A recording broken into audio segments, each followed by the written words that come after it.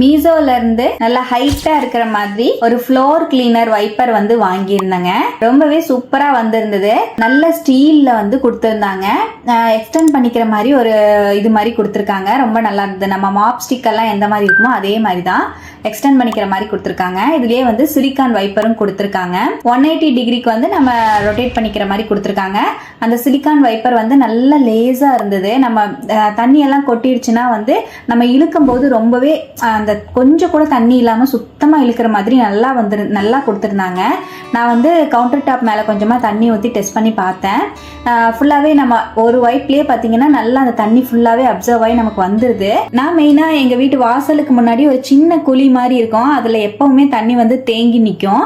அதை வந்து வைப் பண்ணிக்கலாம் அப்படின்னு சொல்லி தான் வாங்கியிருந்தேன். ஆனா இது வந்து ரோட் சைட்ல எல்லாம் நம்ம யூஸ் பண்ண முடியாது. வீட்டுக்குள்ள பாத்ரூம்க்கு, அதுக்கப்புறம் நம்ம வீட்டுக்குள்ள இருக்கிற டைல்ஸுக்கு, அதுக்கப்புறம் இந்த கிச்சன் டைல்ஸுக்கு, கவுண்டர் டாப் மேல எல்லாம் வந்து நம்ம வைப் பண்ணிக்கிறதுக்கு ரொம்பவே யூஸ்ஃபுல்லா இருக்கும். நான் வந்து 135 ரூபாய்க்கு மீசோல வாங்கினேன்.